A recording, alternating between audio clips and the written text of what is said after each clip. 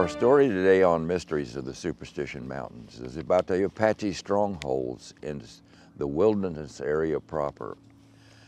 I would recommend that you go back and review our Apache Wars program, which will have a lot of information I won't be able to cover here today. One of the first things I want to clear up, though, is that the Apaches were not indigenous to Arizona. The archaeologists say that they were originally from southwestern Canada and parts of Alaska, and they came into the United States proper and worked their way down into the plains, where the Comanches drove them out. And they ended up in Mexico and some in the mountains of New Mexico, and eventually came into Arizona around the 1300s. They established communities in the Superstition Mountains from which they raided everybody. There was nobody they left alone. In fact, the Apaches were pretty well subdued by the military until the start of the Civil War.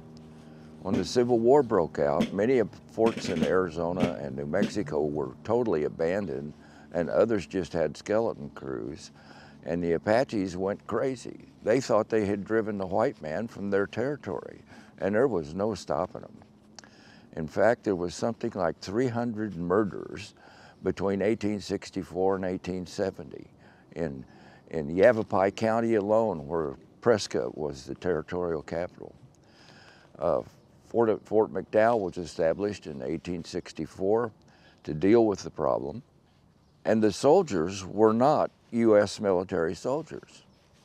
They were militia units that had been formed with the Pima and the Maricopa and some Papago Indians to protect themselves against the Apaches, who were raiding them constantly.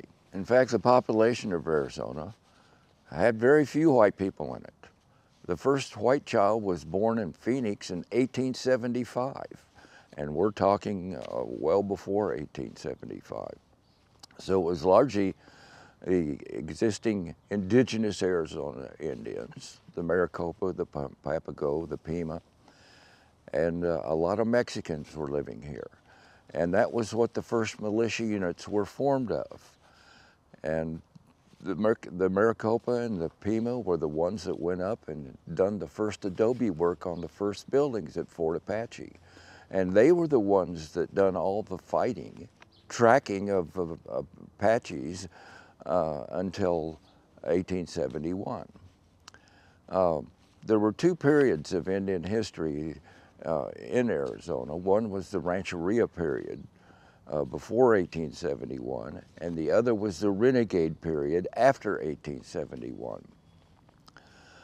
Some historians will vary a year or two on those dates, but I picked 1871 because that's when the Fort Grant massacre took place.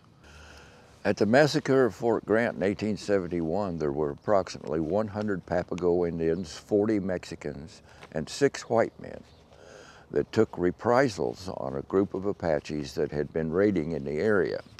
The problem was they didn't realize that the Apaches had already surrendered and were under the protection of the Army. Well, President Grant called this murder, and he wanted the civilians and the Indians to be brought under control. So he replaced Stoneman with General Crook. Now, Crook no longer would use Papagos and Pimas and Maricopas as scouts and soldiers, so he started using Apaches against Apaches, and this was quite successful as well.